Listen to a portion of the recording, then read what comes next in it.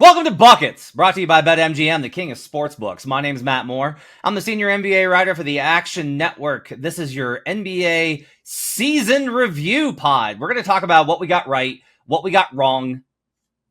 That's going to be a long section. We're going to talk about what we take away from the Mavericks making the finals. We're going to talk about what we take away from the Celtics winning the finals. And yes, of course, we'll get you some early looks at NBA title bets, just in case you want to tie up your money for a full calendar year. Everything we talk about today can be found in the award-winning Action Network app. We'll have lots of great content on the offseason free agency. I've got Intel reports up. I'm doing another one today, as well as you can also catch all sorts of cool stuff in there, like our live shows, which we will be on Buckets Live after the NBA draft. Brandon and I will react to how the first round went on Wednesday. I will not do a second round live show because I have dignity. But first round, we will absolutely be on. Brandon will want to do a second round because he'll be like, no, there's all these guys. Nope. You love don't lie to me. You'll have prospects that fall out of the first round you'll want to talk about. You will have thoughts. You always have thoughts. Brandon Anderson's with me. He's NBA futures analyst. Brandon, let's start here. Let's do what we got wrong. And I think we got to start. There were so many ways I could have started this section. I think we got to start with the Grizzlies. Of all of the lessons, I think, from 2023, 24, I think the number one is if you and I are in lockstep agreement on something, one of us needs to veer. I'll let you do it next time so you can just fade it. Like, you just fade it. Protect the great ROI that you have. I will go down with the Titanic because you and I were both like, over. I listened to Coach of the Year last night. You were like Taylor Jenkins, Coach of the Year. I was on Bain, Most Improved Player. All of these types of things. The big caveat is the second Steven Adams was ruled out for the season with an injury a week before the season, Brandon and I immediately were like, well, that's dead. Because the entire thing was they could survive being without Ja for 25 games. But once Steven Adams fell apart, I was like, now the defense isn't good. Like, they're not going to even be able to win games with their defense and rebounding. Now, all that's going to be suspect. The whole thing fell apart, so I don't want to kill us too bad. But we were certainly very high on the Grizzlies over division title, number one seed, and all of that fell apart. Yeah, all of the above. Also, I believe my very top awards position was Jaren Jackson, Defensive Player of the Year. Yeah. Like that among all the awards also. So add that one to the list. I was on Bain Most Improved. I got Most Improved. We'll get to that one, but he was in my portfolio. Yeah, so here's where I'm at on this. First of all, I think it is very funny and very Matt Moore that you led our rundown with what did we get wrong on our season review, because of course we're going to start with that, but it's fair. We will own it. We victory lap when we do, and we'll own when we get wrong. Here's where I'm at on the Grizzlies. And I have a list. You see my list. I have a list of things that we're marking as we got wrong. I don't know that it's genuinely that fair to say that we got the Grizzlies wrong because of the reason that you just said. Like, look, we lost a lot of bets. Like, if you tailed us, you think we got it wrong, we got the bets wrong. Like, that's all that counts at the end of the day. But I try processing these. Like, some of the things I have marked down and what we got wrong, what we got right, are opposite of what the actual bet result was. I'm trying to focus on process rather than result, which is hard because we only got the one result, and we want to win money with our bets. I don't know. Certainly we didn't get the Grizzlies right. That's not a thing that I would say. That's not a thing that happened because of the injury. And then right after the injury to Adams was that Ja report that came out, like the article that was unsavory, we'll call it. And yeah, the combination of those two things, you and I were like, well, that's all bad now. Even like, I think that the article was like the Sunday before the season, and I still had my last big article, like my whole futures article coming. And even by that, I had softened very much so my Grizzlies stance of things. So I think, what did we get wrong? I think a lesson is, number one, I think that we are of course in the content business. We need to give out the picks when the podcasts are due and the articles are going up. But I think to you, a listener, placing your bets, never place a bet so early if you can wait and have more information to place it later. Now, sometimes later means you lost the odds. Sometimes that's part of the bet that you're placing. Like, that's all part of it. I'm not afraid to take risks on long shots. I think with Memphis, it was more of like a mid shot than a long shot. It's unlikely that the odds are really going to get much shorter, especially with draw out early. So I think just, that's the risk of doing the bets when we did. The thing that I'm not sure about, that maybe I got wrong or maybe not, it was a new thing that I did with us. In the past, when I've done like a Texans Island or whatever version of here's the thing I believe in, I haven't really gone all in. I figured, okay, what's my one corner on this? And with the Grizzlies, I very much, as we all know, I went in. I went in on the 1 seed and Jaren Jackson and Desmond Bane and Taylor Jenkins and the division. And I basically said, okay, if I'm right about my read on this, then I have to be right about a whole bunch of these parts of it. So let's profit off of all those ways. Well, it turns out if you're wrong, you lose all the things. Yeah. And so I lost a lot of units from that. I don't have a good sense of, from a process standpoint, not even Grizzlies specific, was my decision to go all in on a read that I don't know was necessarily wrong because of the way that it lost now. Was that a flawed part of the process? What do you think about that part? So I think that's a good question.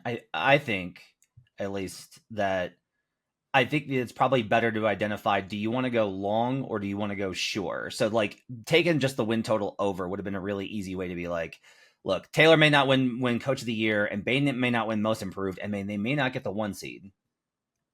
But yeah, we've got a lot of clearance here versus what we think they're going to get at versus what the number is, right? But if you go that, then I think you just need to be done.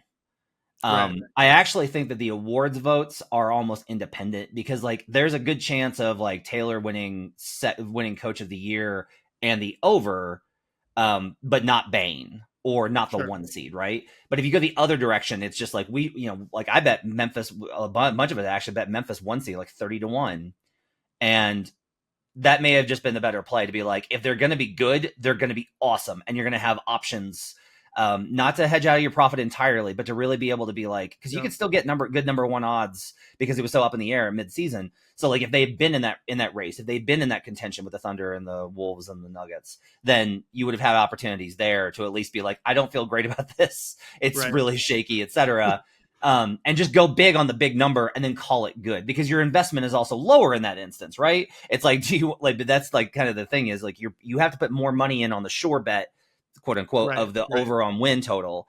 And I think that really is like a better by better. I think for you, it probably should have been like, no, if I'm going to do this, I'm either going to be way right and win a ton or way wrong.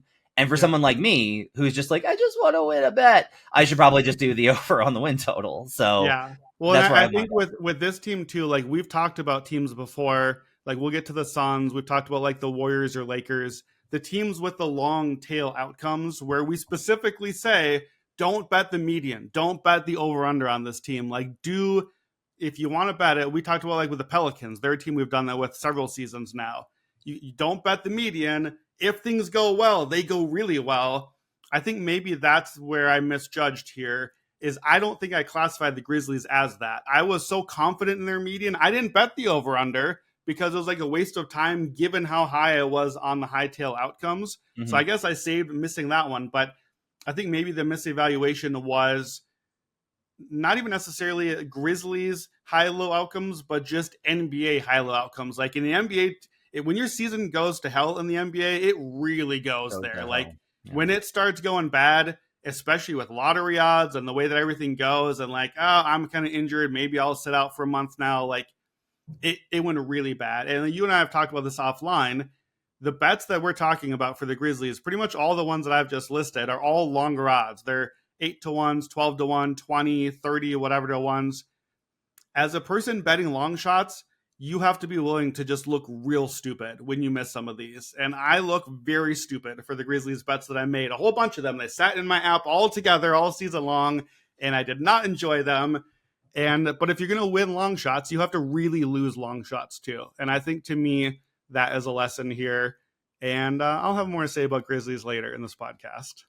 Yeah, we'll get there. But I just as a tease, one of my notes in here is just, I think maybe we were just a year too early. Back to the well, Brandon. We'll get there later.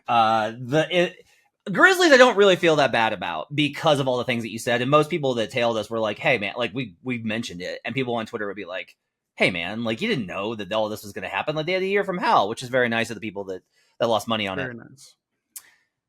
Scoot Henderson, though. Oof, man. We were very high on Scoot Henderson Rookie of the Year odds.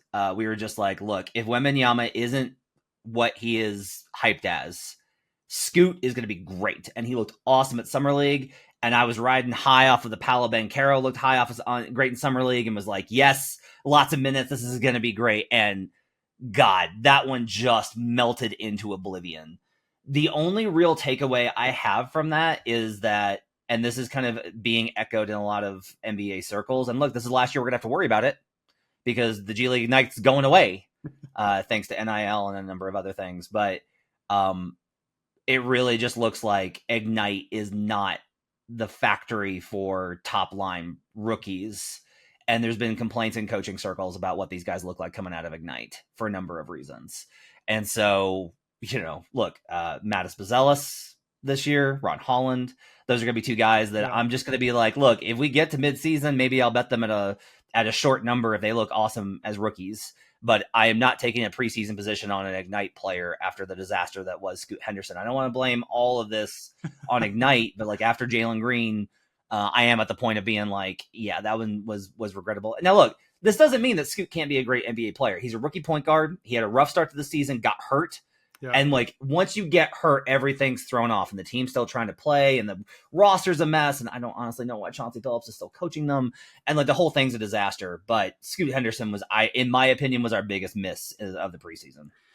Yeah, I think so. To me, I'm taking away less of an Ignite stance on this. It makes sense that you're seeing that because you're getting more of the inside, like you're hearing from other folks of what they think about Ignite and what they're thinking about these guys in the draft process. So that checks out to me.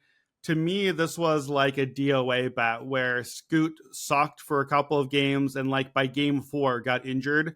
And sure, for the 3 games we saw, looked nothing like a Rookie of the Year. Like it was bad out of the gates. Like all my fancy metrics were very, very, very negative. It was not going well, but you're a rookie point guard. Part of the cap was you're not really a rookie. You've been playing pro ball for Ignite. So like maybe that was just going to be wrong all the way. He did not look good early. When he got injured very quickly and then missed time, like to me, that would be like a quarterback missing time early. Like you're the quarterback of the team. You're the point guard. You have to be out there. You have to be figuring out as you go. Yeah. And like we kind of seen that with Cade Cunningham also, where like he had the injury his first year, and it's like that like took a year away basically. Like we've seen it with like Bryce Young and quarterbacks like or Trevor Lawrence, where like if the setup isn't right for your beginning, you like lose your rookie year. And so I do think that there is a component of that with Scoot. To me, I definitely missed on Scoot. I also feel like what I missed even more on Scoot is that part of the cap is that I wanted him because he looked really good, but I wanted him because he wasn't Wembanyama or Chet Holmgren. And that part of the cap was very, very bad for me. That did not go well. I have been a huge Chet guy for a couple of years, as long as I've been following him, as long as we've talked about it, but I gave him 0 stock in Rookie of the Year race. I think he would have been like a near unanimous winner in any year where aliens didn't invade the planet and bring us Victor Wembanyama, who like blew away any expectation of not what I thought he could become, but I never thought, I don't know, maybe he's already better what I thought he could become. I certainly didn't think it could happen this year or that quickly. Mm-hmm. And so to me, the mistake in the Rookie of the Year process was I wanted to build a position on Scoot because we had 2 other guys really garnering all the attention, and thus we got these juicy odds. So I think I missed on Scoot. I think I missed even more on Wemby and Chet. Well, I think Chet in particular, I was surprised when you didn't plant your flag on Chet. And like, I honestly think that maybe I poisoned you on that. Like, I want to take, like, I think like the number of times that I was like, look at his weight, like look at all these things, blah, blah, blah, blah, blah, because you were so high on him and you were so right about everything as far as what he would become. So like there's two things here. It's like, trust your instincts in some instances, because if you just trusted on Chet, you still could have gotten Wemby at a plus number and been in a great spot. I'm not talking about a hedge spot. I'm talking about arb. Like, you could have arbed this and just been like, I'm great either way. Because that's what I started doing almost immediately, was like, I covered the scoop bets because immediately I was like, oh shit. And then like started hammering Chet. And then when Wemby dropped, I was like, well, Wemby shouldn't be a dog, and hit it back the other way, right? You were doing Vikings film at that time. And so like that's part of it, but it's like, trust your instincts is the one part of it. And then on the other part of it, and you and I do this a lot, it's a lesson I'm taking in the next year, and it's going to do it. We'll get to this with Boston too. Don't get too cute. Like, just don't get too, I feel like on the Wemby stuff, we both got a little too cute, where it's like, look, this is an all-time generational prospect. We don't need to overthink this. Like, we just don't need, like, overthinking is a great way to be able to find awesome long-term bets. Like, one of the things I think is great about you is you don't do that. Like, the only time I ever hit long shots is when I overthink something and happen to be right. And you're much better at like, no, like, this just makes deductive sense. Like, this is just priced wrong. The third biggest position that I think we missed on was Cavaliers. So you and I were both on the over. This is very brief. We were not wrong on the Cavaliers. We were absolutely right. They were on pace for 55 wins at one point, and it was a combination of two things. Injuries absolutely wrecked them. We lost Garland and Mobley for a month, and then late in the season, we'd survived all of that and been fine because of all the stuff we talked about with their defense and the makeup of the team. But then Mitchell gets hurt, and that winds us out. We wind up missing this bet by 3 wins. One of them was that nonsensical, idiotic game where they tanked the last game of the season. Yeah. And then wait, let me jump in, because my big bet on the Cavs was Cavs division plus 275. That's the bet. I have that in our wins column. I'm counting that as a win, even though we did not cash it. Hopefully, if you tailed, maybe you got to hedge and profit on the other side. That they had the division. I know. They were being handed the division. They were like, "Here, you have it," and they were like, "No, thank you. We don't want it. We want the Magic." Which, you know what? They beat the Magic, so I guess I can't fault them too much for it. We have already done our rant on it, but yeah, that we missed the over-under by more. I don't remember if I think I probably was on the over, but I know that I loved the division, and I have loved fading Milwaukee in the division with this team several times now.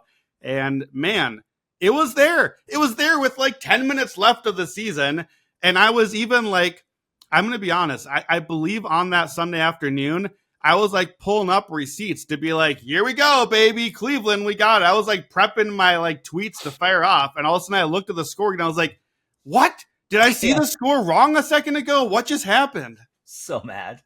And it didn't even matter. The Knicks came back, you idiots. I'm so mad. I'm going to roll through. You've got some that you want to hit on, so I'm going to roll through a bunch of mine real quick. I got the whole second round wrong. I wasn't terribly wrong on this. I told you that Thunder was a shot variant series. I told you that this was like really close, and I took OKC.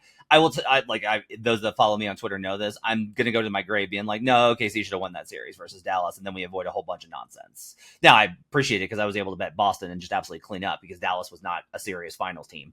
But like that Thunder loss, I don't necessarily blame. Was wrong on Nuggets. My big lesson there was all year long, I was like, you can't rely on clutch rating. You can't do this. And then some guys in local media who I'm friends with were like, yes, you can. This Nuggets team is different. They're different. Their clutch thing is just part of their identity. That's who they are. And a large part of my cap in the Nuggets series was they're going to win 2 clutch games. The opposite happened. The Wolves won 2 clutch games. And so like that to me is a lesson again of trust your instincts. I should have been on Wolves. Like that one I was wrong on. I should have been on Wolves. I knew it was a tough matchup.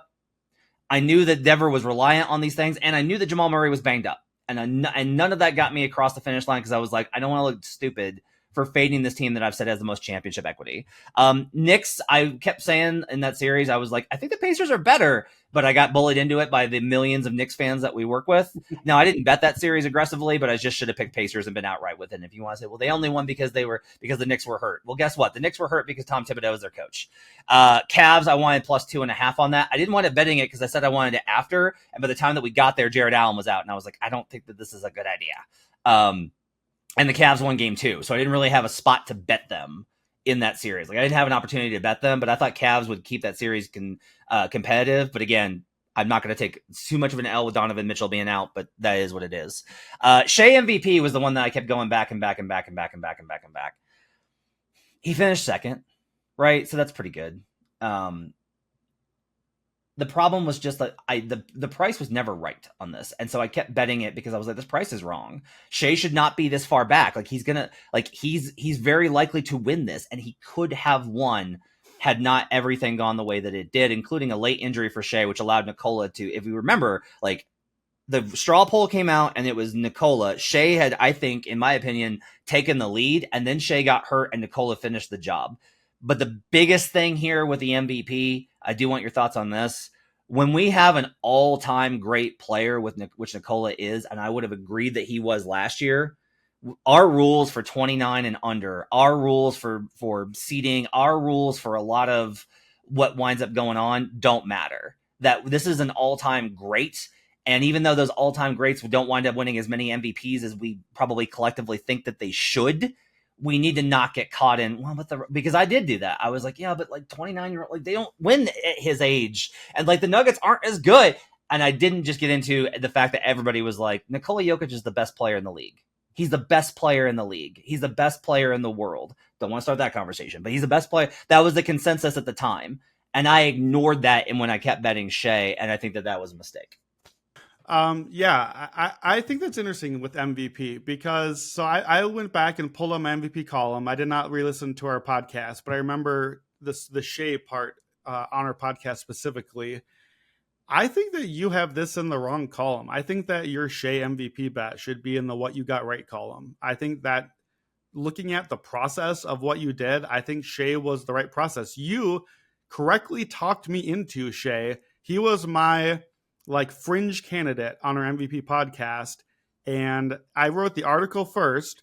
And in my article, I have a section. I say basically, I don't quite believe in the Thunder at that level. Remember, I was very spotty on them. They are my biggest miss of the year for sure.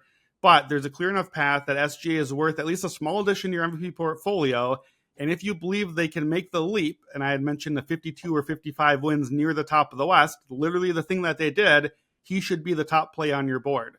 That was how I felt. You talked me into, like, I was down on OKC, so I was like, well, he fits, but I'm not in on them, so I can't be in on him. You talked me into, like, yeah, but if he has a possibility, then you should, if that's a possibility, you should be betting him. I think it's the right read. I don't know, like, from our profile before the season, we said to not bet Embiid, not bet Giannis, wait and think about betting Jokic. That, like, this is a position you're going to want in your portfolio.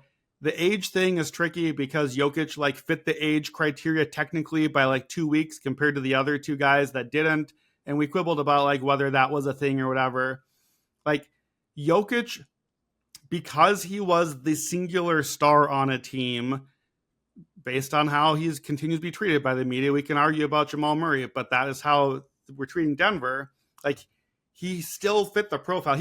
He fit the profile of, if you took away all of history and the past awards and just looked at this year, he was the clear slam dunk obvious fit. He just won the finals. He was finals MVP. He was in his prime, in his age as the star on a great team, like, checks every single box. But history said you usually didn't go back and win another MVP. Once you stop winning them, you're usually done. To me, that's the part where it's like, yeah, but who are the exceptions to that? Let's see. Michael Jordan, LeBron James. All right. Yeah. Okay. So now we're to the thing you're talking about of, like, if you are legendary status, you get to break some of the rules. I think some of the rules, I don't think Jokic broke all of our rules. He fit dead on our criteria. He was, I think, plus 450 before the season. Like, for me, so my big position MVP was Tatum and Luka. And then you talked me into correctly, half a unit on Shai. But part of my position that I don't have and can't victory lap in my portfolio because I was doing football instead, my position was add Jokic sometime as, like, I need him. If I'm doing a portfolio, if I'm betting 3, I need 4. I need Jokic as my 4th. And I am kicking myself because last year my NBA MVP portfolio was, I want Embiid in my portfolio. And then I never got around to adding it because I was so confident in my Jokic position. So that to me reflects a little bit what you're saying. I think your read on Shai was great. I think it was absolutely the right read. I think he was there possibly to win.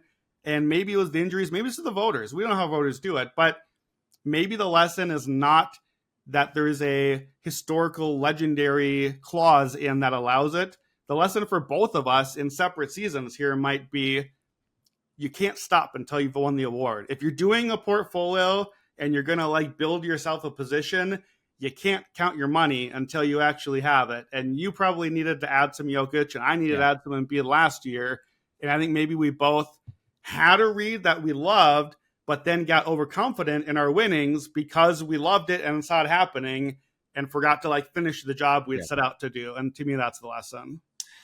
I said repeatedly that Denver had the most championship equity this year, and I don't necessarily think that was wrong. I think I was right, and I think it just simply a matter of they got hit with a bad injury. They did approach the end of the season wrong. They got worn out, which is kind of a warning to if you have a team that's coming off of a title, if you see them starting to push too hard, that's a time to get off that wagon. Now, I hit a lot of things right in terms of the championship stuff, but that's something that I just kind of wanted to address is like, still think Denver had the most championship equity, even with Boston being so great. I would have loved to bet Denver in a Boston series, but they got the wrong matchup because they lost the Spurs game. I still kind of go back and forth on the Spurs game because I'm like, they would have faced the Wolves in the conference finals. Like that may have just put the Wolves into the finals.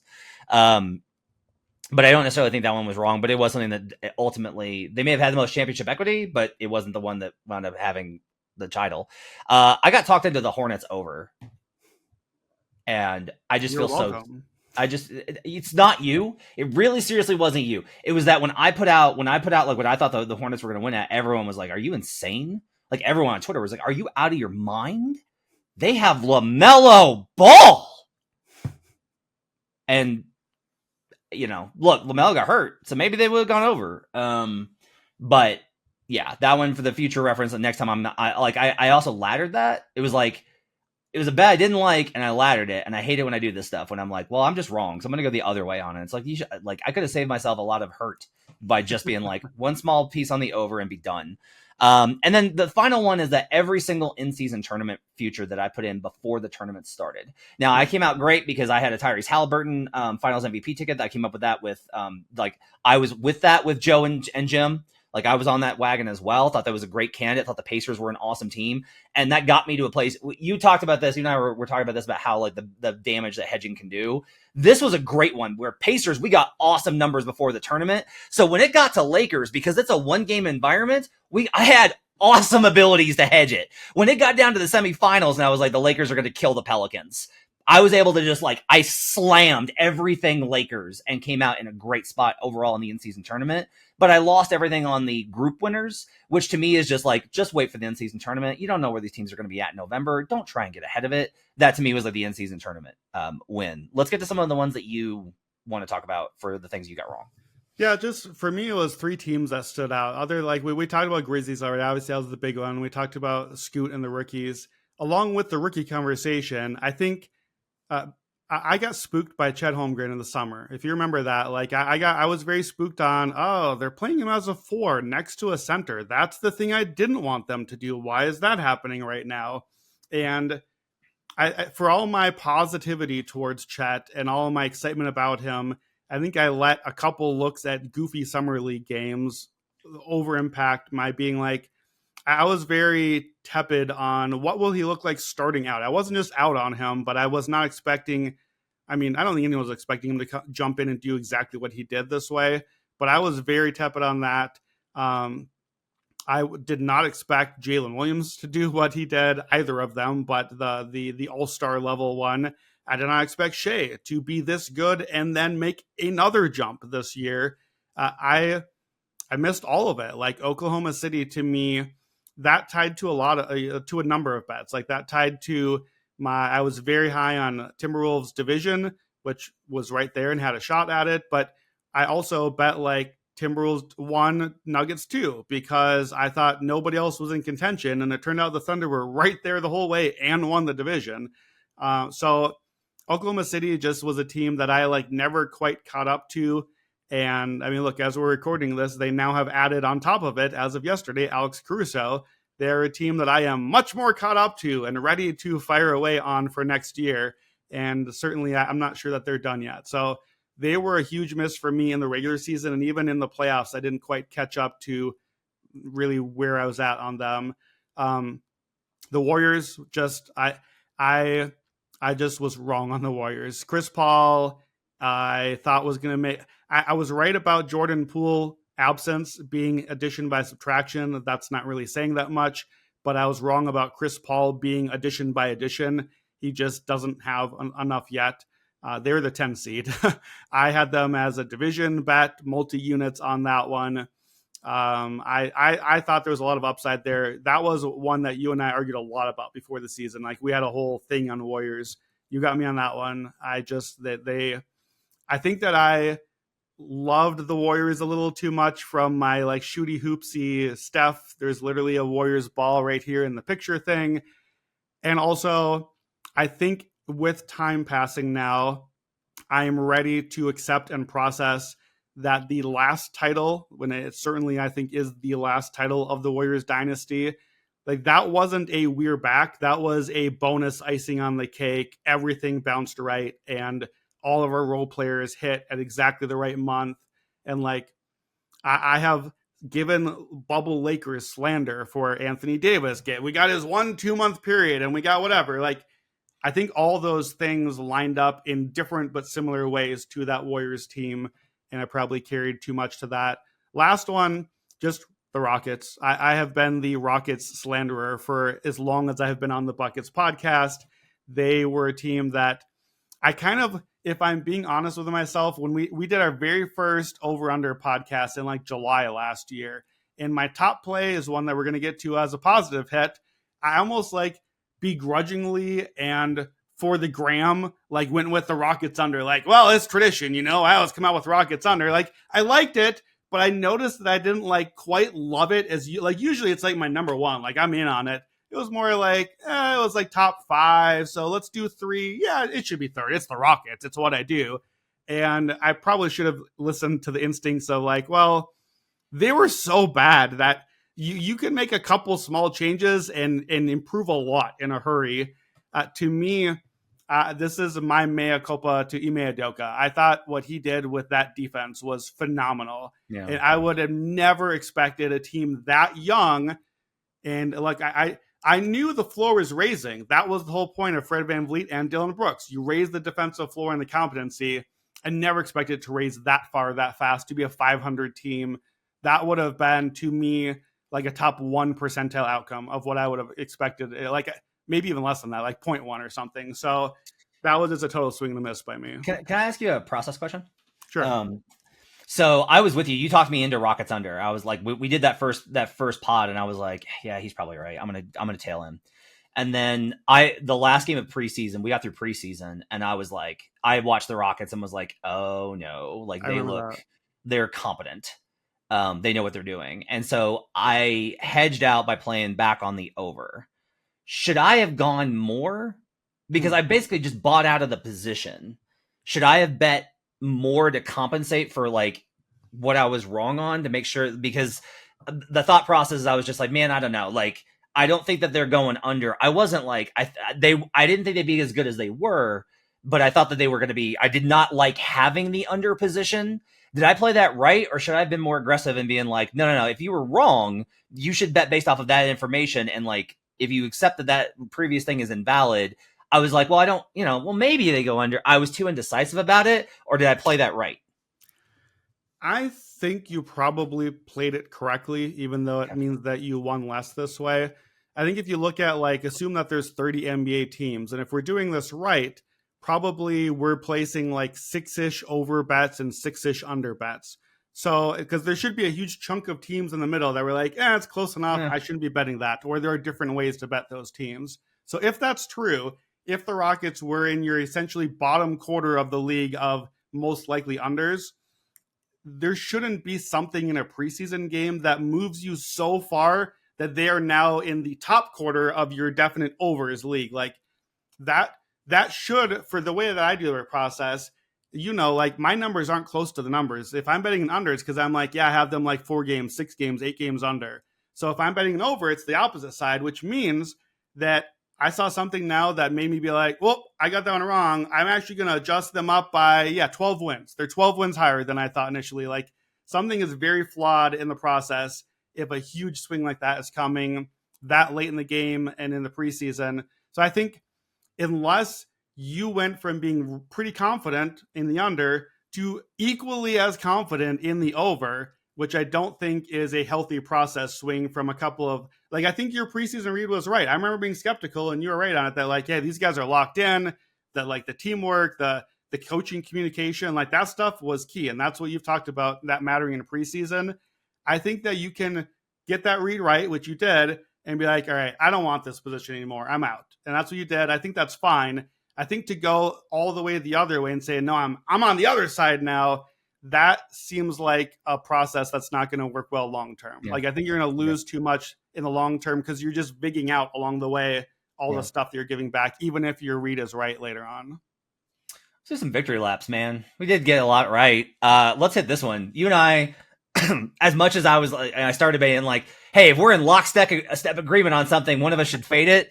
The counter argument to this is Boston, because both you and I were like, over 55.5, don't care. Over. We're going over it. Over. And we absolutely just cruised on that one. Phenomenal. Absolutely, like, just terrific position. I took all to 59.5. It was like, that Boston position was beautiful. It was just absolutely terrific. We did great there. I want to give you a shout out. You took the Suns under, and we battled on that one. So I got the Warriors right, but you got the Suns right, because you were like, no, like, this is not that team. Suns fans will be like, well, we had all these injuries, and maybe, but your roster's also really thin. So that's what happens when you have a thin roster, is you're susceptible to these types of swings. Brandon was very, very much right on the Suns under.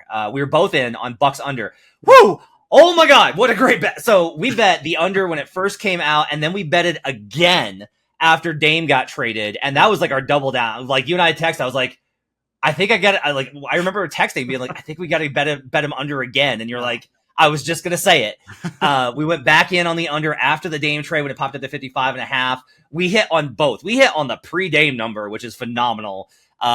Just a great hit by us on the under on the Bucks. We hit, I was on the Wolves over. That was a big position of mine. Is I love the Wolves over. Nailed that one. Pacers over. We were both on. The biggest one for me, honestly, was Clippers division. That one saved my portfolio in a lot of ways. In that I was like I went back and looked. There was a bet that I put in preseason, which is like Clippers. I think it was like 650 to win the division, and I just put in there, I love pain, and it hit. And then I bet them repeatedly again throughout the season, because I realized that, especially the best part was, I bet them during the post-Harden trade lull when everybody was like clowning them, and I was like, no, they're going to be good. Like, they're going to be fine. And everybody else in the division is really shaky. Clippers were, if you followed along with the Clipper stuff, we did great this year. I have Warriors miss the playoffs. That was a plus 350, I think. No, 450 was what I got that at. Brandon talked about it. Nailed that one. Was right on, dead on the money about the Warriors and being able to project their kind of downward slope. Last year was, I think, really predictive. And then Celtics title, I'm going to take a little bit of one on, only from the perspective of the challenge. And we'll talk about this a little bit later with the Celtics, but the challenge was like, there was never a good price point. And then I found it. We were on Buckets Live, and I was like, look, the market look ahead price was minus 200. And then, or minus 280 was the look ahead price on Celtics versus Mavericks. And the price right now is minus 200. So like, I knew we were going to get a good price. Now, the actual line that we popped at was minus 225, because they took they knew they were going to get so much Mavericks money, which again, I don't know what people were thinking, but cool. It's fine. Still saved the 25 cents. I'm very glad for that. Got a good Celtics price on that. Ultimately, I started betting them once we got to the second round. I was like, I don't like how this is looking all the way through. What are some of the wins that you want to go through for this season? Yeah, I mean, the one that comes to mind first, we just saw it play out, which is I looked back in my notes after the Dame and Jrue Holiday trade situation, literally quote from my notes about Jrue Holiday: whoever gets him is the real winner of the deal, and that's the real title swing. I mean, like that wasn't a novel position. Like that, a lot of people were saying that at the time, but to me, that set up where it was on Boston and Milwaukee for the season. That set up the Boston over that we loved. That set up the Milwaukee under that we loved, and all the ways that we were betting and fading those teams. Yeah, that was a big one. Pacers from the jump, that was the one that when we started out in July last year, that was my first one. That was my 3-unit bet on the over 35.5. We got that at 35.5 in July. I believe it ended up closing at like 38 or 39.5 and still like cleared that with ease also. So that was just a great read on Pacers. Ironically, I'm actually a little mad. Like I'm counting a little bit of Pacers in what I got wrong also, because as high as I was on the Pacers at the time, suddenly they're in the conference finals and I'm like the king of Pacers Island from July and I got nothing out of it. Like where was the Pacers to win the East ticket that I could have done something with? I should have been the one doing that. So that was a lesson also to like win, but try to win more if you're right about a thing. Halliburton in-season MVP, I had that ticket as well. So that was a 70-1. That was a good position for the same reasons. Tyrese Maxey, most improved. That ended up being, I think, maybe my second highest awards position. Before the Harden trade, we talked about on the podcast, because we had talked about him a few times. And I think I had from my notes, he was 16-1.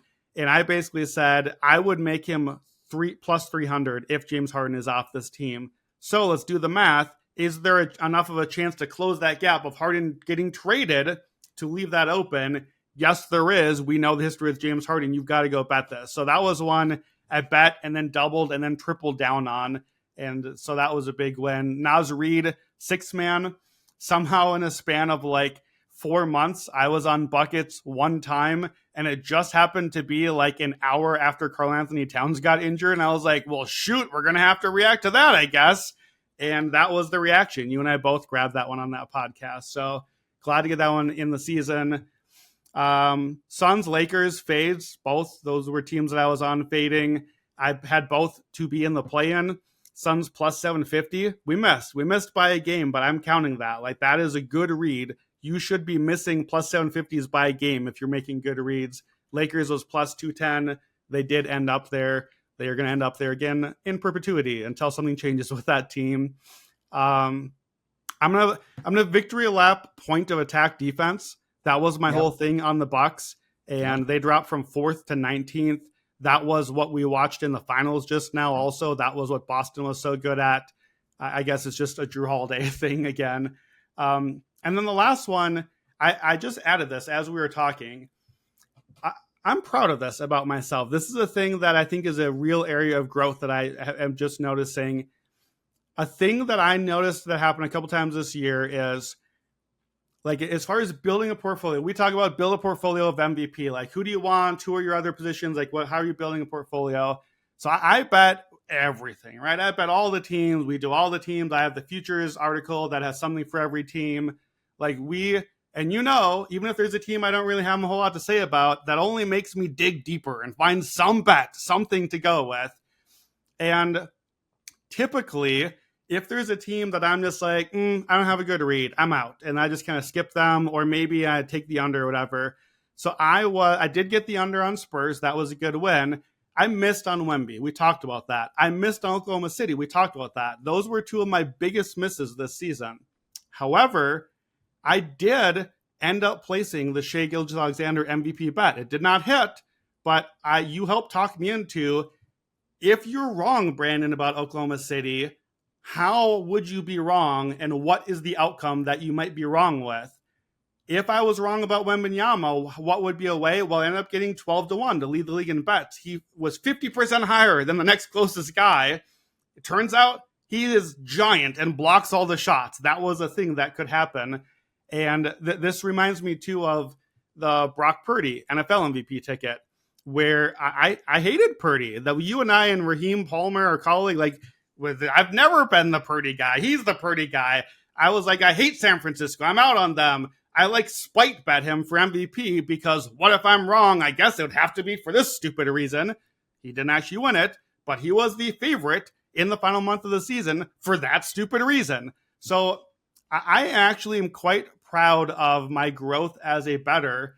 That I think that there's something to building a portfolio of the league also. Like the what if I'm wrong portfolio, where make your reads, bet with conviction, but if there's a team that has a big swing, now imagine, like, I'm good at imagining the ways it goes right, and here's how it would be good, and I bet that.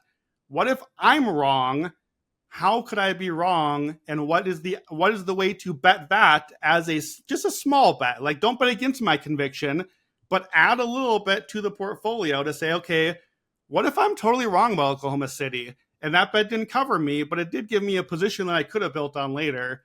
And I actually think that's not a thing I've thought about until this last season. So I think as an Action Network employee and better, I think that's been a really cool growth area that I've seen. So I'm victory lapping that. Well said. Well said. That's really cool that you've that like the what I'm wrong thing I think is really a good way to think about it. I think I kind of go the other way where one of the things that I think I don't do enough of is I was so high on Shai. I love Shai's MVP, and if I'm gonna think that, it's like, well, what does Shai? What does that have to mean? It's like, oh, then OKC's a top 3 seed. Okay, if OKC's a top 3 seed, that means that number 1 is within range. So why aren't you betting Thunder to be the 1 seed? Because if the Thunder aren't the 1 seed, who's the 1 seed? And I would have been like, well, it's probably Wolves or Nuggets. Well, and turns out that we're Grizzlies. yeah, we've been Grizzlies too.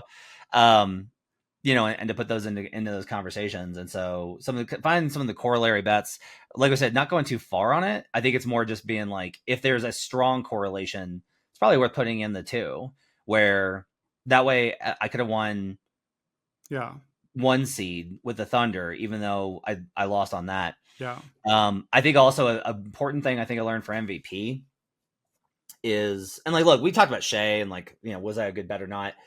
The MVP thing I think is tough just because like Joel was going to win it. And then he got hurt. But also a big reason why we don't want to bet Joel is because he gets hurt. Yeah. So like, I just don't know what to do with that.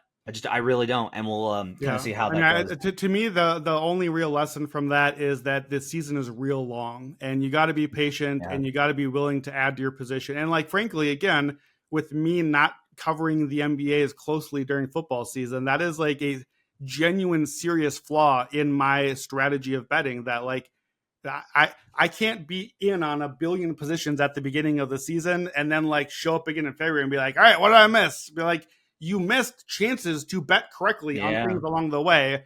And like when somebody like Embiid with his history, he was going to win MVP. And I will say this so that you hear it from me, he was going to deserve winning MVP at the time. 100%.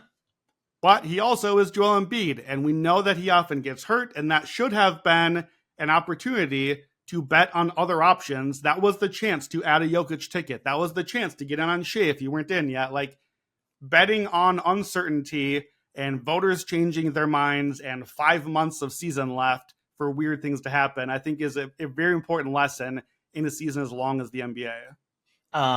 One of the things I really struggle with is I wind up not winning enough of the things that I'm right about. And what I mean by that is like, I don't trust my instincts. Yeah. And Naz, I think, is a great example of this. Now I got a great price on Naz. I bet him, I think in January is when I bet Naz, but I could have bet him way sooner because like back in I think February was actually when I bet him. In January, I was like, I just think Naz has been like the most impactful 6-man. I just think he's been like the guy, and every like beat writer was tweeting the same thing of like, man, what another bucket from Naz Reid. Wow, what a big contribution Naz Reid is to this Wolves team. And when I have those kind of reads, like it was regardless of whether because he could have lost to Malik very easily, but regardless of Malik, the Malik concept, I should have just been like, because no one could really figure out the 6-man award because it didn't. No. That award is just in a different place. And maybe next year it just goes back to like somebody comes off the bench and scores 30 or 25. Like maybe that's just like what happens again. It's like 22 a game off the bench, takes a lot of shots. But we've seen back-to-back years with Malcolm Brogdon and Naz Reid where it really is like, hey, who's like the best guy off the bench for a really, really good top 3 level team that feels very much like he's making the impact and that the advanced metrics notably back. Yeah. Like Naz and Malcolm are both 2 examples of that, of them actually getting a really good backing by the advanced. I have a question for you on that note. I've thought I'll always go back and like do my own awards ballot sometime these next few weeks, probably. I was not part of the 6-man conversation throughout the year, did Al Horford ever enter the conversation? Because I just thought Al Horford was the sixth man of the year, and he fits literally the thing you just said as like the guy as the sixth man with the advanced metrics on an awesome team. And like, shouldn't Al Horford have a trophy? He got a good one now, but like, shouldn't he have an individual one? Like, that seemed like the Andre Iguodala award we never gave out that we're like smart enough to do now. Was he ever in it at all? No. So the key here is that I think there's a level of team that you can get to. This is actually, I'm going to compare Al Horford's six man to KD and Steph MVP. When you are that good and everyone's that good and your entire team is that good, it's really difficult for voters to be able to single it out. You can watch the Wolves games and be like, man, their offense isn't great. Thank God they have Naz hitting threes. That was a huge three by Naz. Oh, what a big bucket in transition by Naz Reid. Like, that was very easy to see. It's hard to see Al Horford because you're just like, yeah, everyone takes a lot of threes. Yeah, the Celtics are up 20. They're always up 20. Well, so what a great 7-4-2 slash line from Horford last night. Right. All right, so we've covered what we got right. We've covered what we got wrong. Let's talk a little bit about what we saw in the finals because we haven't really wrapped up the season in that way. I do think it's worth mentioning. I'm wrestling with this Mavericks run. Now, if you follow me on Twitter, you're pretty much aware that I would call myself a healthy skeptic. Some might call a legit elite hater. Some might say that about me. It's honestly not that. I love that franchise. They were the first team to ever give me a credential when I was living in Austin. I love Dirk Nowitzki. I love like stupid stuff. Like I love their color scheme. I love their uniforms. I love their arena. I love the city of Dallas. So like I'm a big fan of the Mavericks, but I've been a skeptic of this team, and particularly like I have some reservations about the way that we talk about Luka. Now, after the finals, I think that we're probably settling into the right place about it. But what's interesting about this, I think, is trying to analyze we talked about these powerhouses in the Western Conference, how tough the West is all year. The West is so tough. The East is so trash. And we got a 5 seed come out of the Western Conference. The Thunder don't make it. Too young. Okay. The Wolves don't make it after beating the Nuggets. The Nuggets don't make it. And the Clippers don't make it because Kawhi's hurt and they just kind of fell apart again. Brandon, I want to kind of set this table. So the last 2 years in the conference finals, last year we had 2 8 seeds in the conference finals. We had a 5th seed this year and a 6th seed with the Pacers. In 2022, if we go back 2 years, we go back to the Mavs were a 4 seed versus those 3 seed Warriors. In 2021, we had the 5th seed Hawks make the conference finals versus the Bucks and the 4th seed Clippers. My point, I think, with this is, in my head, I look at all the stats of, hey, if you're not a top 3 seed, you don't make the finals very often. And we have back-to-back years of that happening. But historically, that's not what happens. But even though that's the case, that if you're past the 3rd seed, you don't make the finals and you don't win, and that continues to be true, as neither of the teams in the past 2 years have won the title. What I did see when I started looking back at these things was like, a lot of the 4-5 winners wind up making the conference finals. And that was really interesting to me to look at that from that perspective. The Mavericks also kind of bent the rules of a lot of like what we talk about, or what I talk about, with March being a piece of shit month that doesn't matter.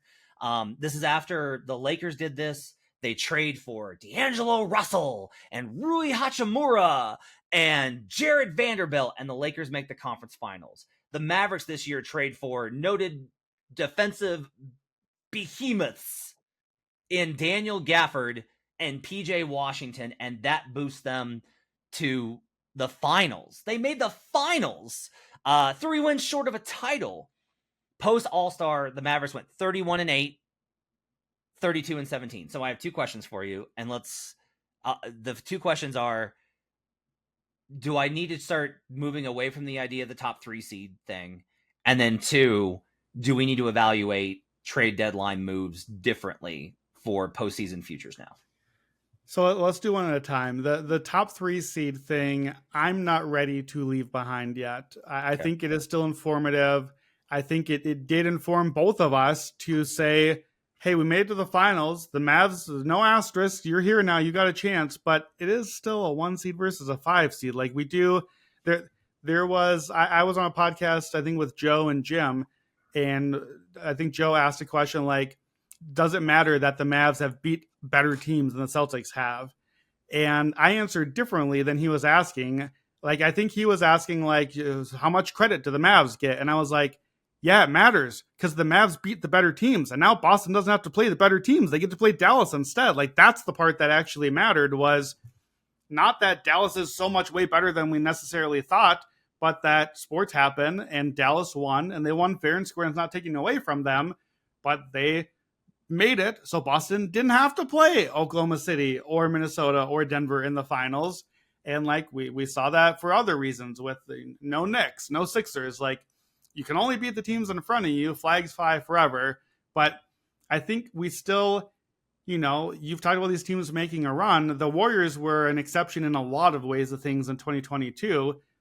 Largely, the champion is still the thing you're saying. They are still the top 3 seed. They are still usually a top 2 seed even.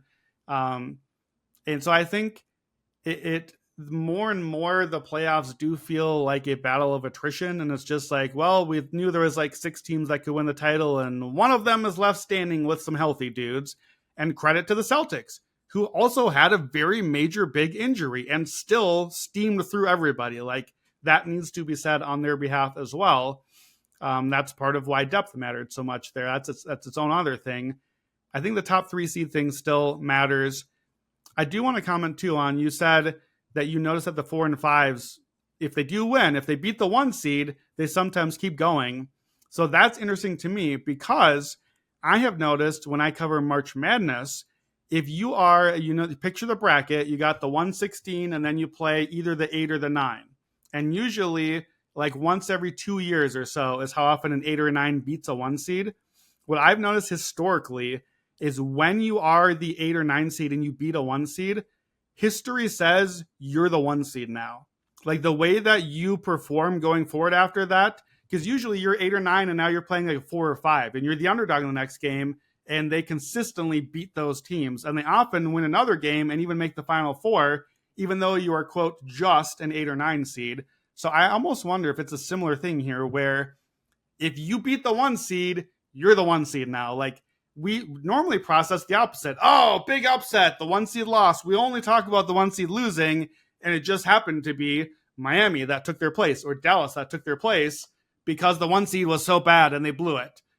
We need to give credit to the team that beat them and like took on the powers of the 1 seed, basically. I think that's interesting in the NBA world, because that is a pattern that has held up for like decades in the college basketball world. So this gets back to something we talked about a lot in March, and I didn't mention this in Victory Lap, but I think it's worth mentioning. Of all of the things I tracked in the Action Network app, the one that I forgot to track was I put in some bets on Celtics Mavericks. Now, doesn't count on my ROI. I'm not going to have them add that in there. It just sucks that I did add this. But this is the thing that I really got into in March is, if we look back, outside of when it was Steph, Warriors, LeBron, East, that specific dynamic, we don't get the 2 teams that we think are on a collision course for. It doesn't happen. And that goes back to LeBron and Kobe never met in the finals. So, and we can carry that through. If we go back to last year, if we go back to a season ago, we did not expect for it to be Denver versus Miami. We would have thought right, by late season, maybe Denver, Boston, right? Again, this year, everyone would have thought Denver, Boston. And so I think this is a tweak to how I've approached those exacta plays, in that I don't want to bet them. I'm not going to bet them as early. That's a change, and that's a positive thing, I think, for me. I want to bet them later, once we start to have the market reacting to what they think the narrative is. Once there's these prohibitive favorites that are established, where it's like, no, the Nuggets are the big favorites to win the Western Conference, or good favorites to win the Western Conference, and the Celtics are the big favorite to win the East.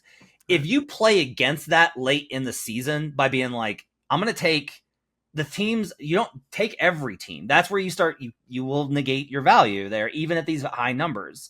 But because I never took Nuggets Pacers. Not once did I ever take that position. I was like, the Pacers are not winning the Eastern Conference. Even after the first round, I was like, they're not winning the Eastern Conference. They're not getting out. But if you're able to take those positions and you take the top teams that you think really can win the title, and then you eliminate, or the conference, and then you eliminate out the teams that you're just like, no, I'm not going to take them. And we'll talk about that later with the Sixers is a good example of this, where I was like, maybe not by March, we'll see where the injury's at, but there's no reason to get ahead of Embiid being healthy. But if we do that, you really can build, because these values are extremely high. Like those exactas are super high. And that is, to me, I think as I've done this more, that's the smart way to bet exactas. That yes, exactas are always going to be a parlay and a lot has to go your way. And you're parlaying basically 3 rounds and all of these things.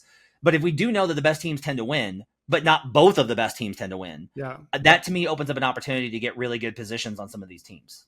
Yeah, I mean, look, last year on buckets, I believe in round 2, Denver was playing Phoenix, and there was a pivot point that the series was, I believe, tied 2-2 going back to Denver. And that was a spot that I came on the podcast, and I knew before the series I wanted Denver. That was a hammer spot. I wanted the Denver home game 5. I love them in the matchup. I wanted that specific spot. But I was like, okay, but if I'm so sure, how can I bet this even more aggressively? Because that's the thing that I do. And that was the day where I was like, okay, well, what's shaping up with the bracket? And long story short, that was the day I ended up betting Denver over Miami exact outcome. The one exact thing that I have done, because I kind of did what you're saying. It was like, okay, I don't really believe in Miami, but I do believe that they're live over here. And if they're live there, then wouldn't they be live against Boston? Yeah, we've seen that before. And if they get there, oh my God, Denver will destroy them. So then I get, like, if you get the right matchup and you're lining things up, now suddenly you can get those positions. And I think the takeaway is not we should be betting Mavs title futures based on we just saw this team make a run. I think if you want to bet it, and you and I have talked about this offline also, you got to be careful about even betting the Mavs title ticket to then hedge out of later. Yeah. That's not even necessarily a profitable spot either. You've got to, like, you got to the finals, but Boston was a really big favorite, less than they should have been, it turned out. But you don't necessarily want to take big positions that you're risking just to maybe get in a spot to then hedge away your profit and be left with like a very small win. The exact outcome thing, I think, is a way around that, because you're getting these much longer numbers, especially when you're not betting Denver, Boston, you're betting Boston, Dallas, or something like that, where you're taking one sure thing, one long shot. Hopefully, in that scenario, you also have pre-analyzed, I would also like Boston to win that matchup. So now I got Boston over Dallas. My odds are up even higher. And I think that's where you got to be careful, because you're suddenly, like, you're counting a lot of chickens to hatch, or whatever the analogy is here. But I that's the takeaway to me, is it's not new. This is not new that we're seeing a 4 or 5 seed or a sleeper team in the conference finals. Like, I honestly think that we will maybe look back at this Mavs run, and are they Damian Lillard and the Blazers? Are they Trae Young and the Hawks? I'm not saying Luka Doncic is those guys. Luka Doncic is better than those guys, but I'm not really moved by your 31-18 post All-Star. I understand that. That's a real record, but I also understand that we literally talked over and over again about, you played 18 games and you played one real team and you beat with the Kyrie shot over Denver. Like, that's in there. That's what's making that record look really great. Yeah. And then I personally, I never felt awesome about this team, this whole run. Like, I thought against the Clippers, they were not great. It took 6 games against not Kawhi to finish the job there. I didn't think that was a great series for them. I thought Oklahoma City, we know, had huge shooting luck both ways in that series. I thought that was Dallas's best series, actually. I am underwhelmed by the Dallas-Minnesota series. Minnesota could have won each of the first 3 games. It was basically one shot either way. They didn't. They lost all of them. Minnesota could have swept that series. Like, they still beat them. That's all that matters. But, like, they didn't have to face Denver or the Lakers, teams that I think might have both beaten them pretty well. I have to process this as, even as bad as they looked in the finals, I think this was like a top 10-ish percentile outcome for Dallas this postseason. Like, I don't come away being like, man, I really missed Dallas. I really should have bet them. I feel like sometimes the outlier happens, and I think we largely got the outlier here. To me, that's the question back to the thing you asked about the trade deadline, and does that stuff matter now? Like, I'm not going to say, hindsight being now 2020, PJ Washington and Daniel Gafford, I should have picked up on that. I missed everything. And look how they beat up on all these bad teams and then caught these right different breaks along the way to make the finals. They did do all of those things. That was always a path that could have gotten there, but that doesn't mean we need to have envisioned that one singular path and bet it. We can't bet everything. Yeah, that's true. We'll talk about this a little bit later, but I do think that if you are one of these people that wants to be able to be like, I want a big long shot that I can hedge when I get to the end, it's okay to want that. I think a lot of people do that. If you want that, you do need to be able to look at it and say, if they make it to conference, if you're betting a conference ticket to the conference finals, if you're betting it on the finals, then make it to the finals. You need to be able to look at whatever that price point that you're willing to pay out on. Yeah. And that to me is like, that's a bankroll question in part. It can be like, if you feel good about like, yeah, no, I'll pay minus 300, minus 350 against a 30-1, okay. If you're somebody that's like, well, I don't want to have to pay through the nose on it. Well, okay, then your team, you better be able to look at that matchup and go, yeah, they'll be dogs, because that's the only way you're going to get these teams. They're going to be dogs. Right. But if they get there, they're going to be plus 200. The opponent will be minus 200. The opponent will be minus 215. The opponent will be minus 185.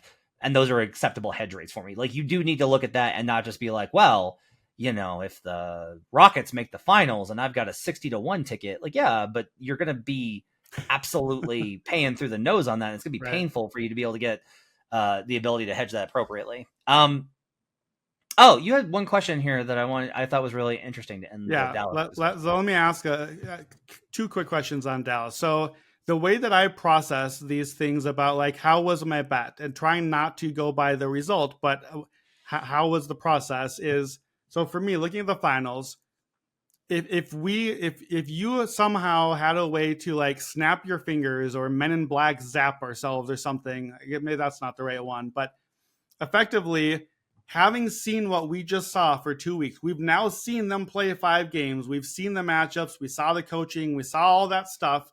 We get to keep that knowledge, but rewind in time. It is half an hour before tip-off of game 1. We know what we know about Porzingis going into that, which was not a lot. We know we thought all the teams. What I want to know is, play that finals out 100 times. How many out of the 100 times does Boston win that finals? And I guess more so, how many times does Dallas win? And, well, yeah, let's start with that. How many times do you think out of 100 that Dallas wins this finals? I would say 20%. I think 20%. I think 2 out of 10 times they win the finals. So I think that I'm at like 10 or less than 10%. I think based on what we just watched, I think Dallas was effectively drawing dead. Like, drawing dead actually means 0. So no, in sports, that's never 0. But I think Boston in 5, the result that we got, I think is the median outcome. In my 100 attempts of playing the series, I think Boston in 5 is the average and the median outcome of where this ends up.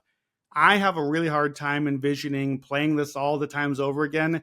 Even Dallas getting to 3 wins and pushing it deep in a series, which was a big position for me, that Luka would push it long. I have a hard time even getting there on it. And relatedly, I wanted to bring this up because you and I quibbled about our bet before the series. We had Boston in 4-5-6. That was you. We had Boston in 5-6-7. That was me. I think based on what we saw, if I'm right, that Celtics in 5 is like the median outcome. You got me on this one. I think the right bet for the finals was Celtics minus 1.5 on the series, and then the escalator. I think you actually had the exact right bet on the series. I think I read the series well. I think you had the better bet, and you beat me on this one. And yet they fucked around in game 4 to just drive the dagger. Yeah, but you still hit your minus 1.5 and your minus 2.5. You hit both of them. I did. I love this last question from you. Okay. So this ties to the whole Mavs thing. Will Luka Doncic make another NBA Finals with the Dallas Mavericks? Here's my odds. I've set you some odds for these. We'll have a few Boston ones too. Will Luka make another Finals with Dallas? Yes, plus 115. No, minus 140. What do you think?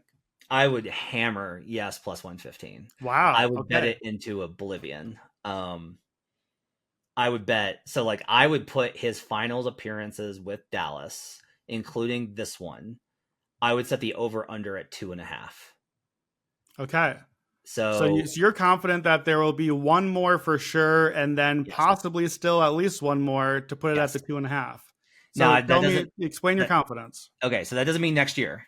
Sure. And to be very clear here. And that doesn't mean that I don't think that this team was a fluke, because I think this team was a fluke.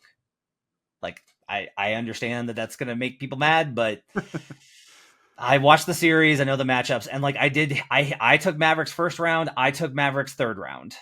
And I knew they were going to get obliterated by Boston. I had a pretty good feel for this team. The big thing here is Derek Lively. That is a move. That player acquisition, the drafting of Derek Lively, is a franchise-altering move that will not lead like the retrospective documentary. It will be a section, it'll be a segment, it'll be in there, but it will not be like this big high-profile thing. Giving Luka Doncic for the first time in his career, because this is what drove me nuts about them when they were trotting out Dwight Powell and Hassan Whiteside, even though like the minutes with Whiteside were pretty good. With Lively, you have brought him a true elite rim runner who actually can defend. And so he's not a negative on the other end. And he's got so much ability to screen effectively, to navigate those. He's got great timing. He's such a lob threat. You give him that lob threat where you have to commit resources to defend that lob. And that opens up the ability for Luka to pass to the corner, to hit corner, to guys that can hit threes. And you can find the 3-and-D guys. Like, those guys are available in the NBA. Rim runners, on the other hand, are very hard to find. That's why everybody's looking for centers. It's why Masai Ujiri is stockpiling centers with Jakob Poeltl and Kelly Olynyk. Those aren't rim runners, but they're valuable centers. No one can find centers in the NBA. And the Mavericks, going into next season, have two good ones. And especially for the next 10 years, they're going to have that. And when you make multiple finals, it is much less likely that Luka leaves. So I'm ruling that kind of out, because it's just like Luka right now is going to be like, oh no, like I'm not even thinking about leaving. Like, we made the finals next year, after next year, even if he's frustrated, we made the finals 2 years ago. We're good. Like, you will believe that success was real. It's very hard for somebody to tell you like that's a fluke, and for you to be like, yeah, no, my entire career is a fluke. Like, I can admit that, but that most people can't do that. And so with that in mind, I just, as much of Luka's game that just bugs the shit out of me, that he needs to shut up with the officials, that maybe he should try defending just like one time in his life in a meaningful situation. He's still too damn good. This guy's going to absolutely... I am of the opinion that Wembanyama can wait his turn. Everyone's like, well, Wemby's coming. And I'm like, Wemby's going to have to wait his turn. This league is Luka's for the next 5 years. And I'm not saying he's going to make the finals every year. I'm not saying that he's going to win every MVP for the next 5 years. He's going to win at least one. I would put the over-under on MVPs at 1.5. But yeah, I would hammer plus 115 that he makes another finals with Dallas. Yeah, that's interesting. I don't actually know which side of the bet I'm on this one. Clearly, I'm on the no side in general, having set the odds at minus 140 on the no side compared to plus odds. I'm not as convinced as you are that this finals has made Luka's bed in Dallas long term. I don't like to be that guy. I want guys to just stay on their teams and play. I prefer that version of the NBA. I'm not convinced that this is the right roster still. Kyrie is only going to really get worse at this stage of his career. And I think I'm not as high on Lively, even Lively plus Luka, which is the Lively that we're getting. I think I'm still a little less high on you in that spot, to where and to be fair, I've been wrong about this. I don't know what to say. I have thought this for maybe 3-ish years about Milwaukee also, that I kind of just was like, I don't know, man. We know how the NBA works, and I just don't know if this is the right roster for Giannis. And at some point, he's going to also feel like that too. We saw that with LeBron. We've seen it with lots of stars. It still feels a little bit that with me for Luka making this line. The key for me is Luka will make another finals with Dallas. Those are the two key words for me. And I do still think like we effectively are looking at a James Harden type player here. We already have an entire career played out of James Harden, who, like, frankly, should have made the final. Well, did make the finals with Oklahoma City, and could have made the finals with Houston one of the years, even against an awesome Golden State team. So maybe that's too low of a bar, but he also did that on a second team as well. I don't know. I think it's interesting. I think that the job's not done. Based on what you're saying, I agree. If you get the second one, then I think the third or more is also likely. So maybe my whole thing about like, what if I'm wrong, is bet the escalator on the bet. Bet 3+. I don't think 2 is the right answer. I think either it's just this one, or I think it's more than 2. I think 2 is actually the least likely outcome. I would agree with that. So about Boston. Congrats to Boston Celtics. You're NBA champions. If you are, and look, I think Celtics fans, you've talked about this, like the banner flies the same. Like it just does. I've said this repeatedly. You play who's in front of you. Yep. And I kind of got there in the second round once Donovan got hurt. That was where I was like, okay. I was just like, sometimes like everything just does fall right for a team. I don't think Boston faced adversity. That doesn't change that banner 18 goes up. I don't think that this is an all-time great team on the level of the 2017 Warriors or the 1996 Bulls or some of the other squads that you can kind of put on that level with. Banner 18 flies the same. Yep. And Jason Tatum's a champion, and Jaylen Brown's a champion. Al Horford is a champion. Drew Holiday's a 2-time champ, which is awesome. Like I came to really appreciate the Celtics team too. Also covering him in Dallas was like, these guys really like playing with each other. They have a really healthy outlook, and like they do play together. Like they're very selfless. It was a very refreshing change from dribble, pass or shoot. They really do play together. The ability for them to repeat is interesting because if they go out next year, right? If they lose in the second round next year, like the Nuggets did after winning a title, we're gonna go like, see, it's a good thing they got that title when everybody was hurt. Because like those things haven't evaporated. They still have these problems. All of the things that we had issues with Boston were still there. They didn't face anybody that could take advantage of them. And that's not their fault. They were still so good. They absolutely killed everybody else. Like their point differential in the playoffs was awesome. Like their playoff run was great. I've said this. They have one of the best seasons you're ever going to see in NBA history. That doesn't make the team one of the best in NBA history, but they had one of the best seasons in NBA history. And somebody said, well, who played that season? And I was like, this team. But that season is the product of circumstance. And so I did not rush out to bet them to repeat. However, the reason I did not bet them to repeat is because that's money I could spend on their win total over, Brandon, because I will once again be hammering the hell out of this win total over when it pops at 55.5 or 56.5. Because guess what? There's no reason to think that this is going to go under. Kristaps missed huge chunks of the season. They had injury absences. Doesn't matter because they have so much redundancy in their roster. And that's usually a word that's bad. Why is it redundant? You want that because if you have redundancy, your guys that do other things can do the thing that you're missing when a guy is hurt. And you can play differently and play around him and do all the things. They didn't suffer. Like Porzingis didn't go out and they were like, we can't rebound at all. It was like, oh yeah, rebounding is a little bit of a struggle, but not a huge one. Oh, Kristaps is out, so we can't post up. No, we're still a really efficient post up team. Like they're still good. And so I will be betting their win total over when it drops, and that will once again be a bet. Their division odds will be too long or too short rather, at like minus 400, minus 500, whatever, for me to feel that interested in. But there's probably value on it. Like some of our colleagues that love betting these minus huge numbers are going to probably be in on that. It's probably a good bet. The Celtics are winning the division next year. The Celtics are going over their win total. I feel very confident about that, but I feel no need to go back in and be like, they're going to repeat. This is the start of a dynasty.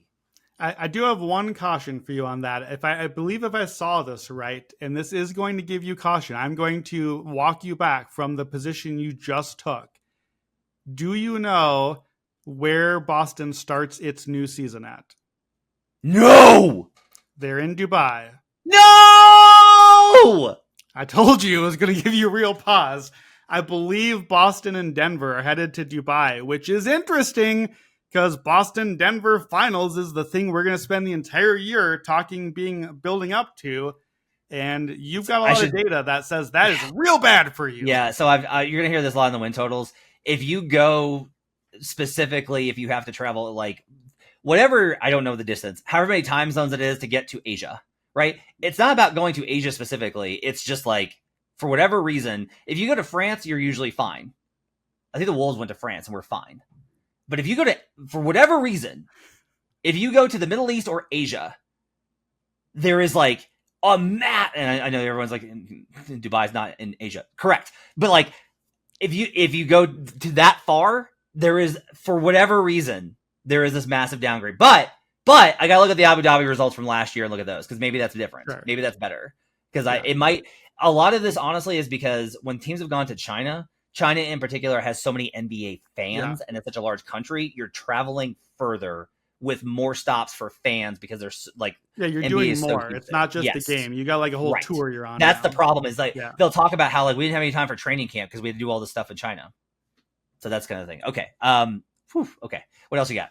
Okay. So you and I, particularly me, but we've had this conversation for like at least 2 years running. I have asked you some version of this question, and I get slandered hard for it every single time. I'm going to ask it, but ask a follow-up question. I don't want to know the answer to the question right now. I don't care anymore. But I have asked, as we considered, is Boston the right title? Can they win the championship? My question has been, Jason Tatum would be the worst, best player on a title team since ... whom? And we have talked about that and we have debated it. And is he a starry enough star to win a title? Jason Tatum is a champion. The question has been answered. I don't want the answer to that question. What I want to know is this. I don't even think that that's the wrong question. I'm going to keep asking that question about him and about other teams in the future. Here's the question that I didn't ask, that I should have, that I missed. I asked, is Jason Tatum the worst, best player since? What I didn't ask is, do the Celtics have the best, worst starter since who? Who in NBA history had a better fifth starter than this Boston Celtics team? Thinking Basketball, Ben Taylor had a great video up about this. They talk about Gini coefficient and the cool math concept, basically showing the players like spread out. I'm motioning my hands up and down. We think of title teams as very spread out. There is a LeBron, there is a Jordan, there is a Jokic last year, a superstar way above, and then there's role players. There's a KCP that's down near the bottom that's way spread out, or there's a Steve Kerr or a Paxson or whoever. Like, that's how title teams are ingrained in our head. This is extremely not that team. Therefore, we automatically are processing as like, oh, they're kind of like those Pistons teams, or maybe like the 2011 Mavs a little bit. Like, we struggled to come up with a comp for the team. That was why we struggled to get there. So I'm going to let you answer this question now. I gave you a little bit to brainstorm. Literally in NBA history, from any team you can think of, presumably title teams, can you think of other, like, who are the other best, worst starter just on an NBA team for a season? I've got names I'll give you, but do any names come to mind for you? I will have to go either Danny Green or Boris Diaw in 2014. Yeah. Danny was on my list. So here are some of the options. As you're sitting there listening, like, okay, but yeah, title teams, like they're loaded. Here are the guys, like over the last decade or two. Danny Green on the Raptors also. Danny Green is an option for that one. Harrison Barnes with the Warriors, Trevor Ariza, Lakers, Kendrick Perkins. I would say Tayshaun Prince from that Detroit team. Good players, guys that we like effectively 3-and-D type players, not Perkins, but like role players, really good role players on a title team that we look back very fondly on. I don't even know. I'm not even going to do the who is the Celtics worst starter. It's Jaylen Brown, but we're not going to do that right now. Stop whoever it is, Drew Holiday, Jaylen Brown, whoever it is that's not Jason Tatum, whoever the answer is to you, the guys I just said, Danny Green, Harrison Barnes, Ariza, Perk, Tayshaun, that is not the dudes on the Celtics. Like, they are a level and a couple levels above that. Go back further. Go back to like the 80s on those loaded Lakers Celtics teams. Now you get some comps like Byron Scott. Still not that level. Byron Scott is not the guys on these Celtics teams.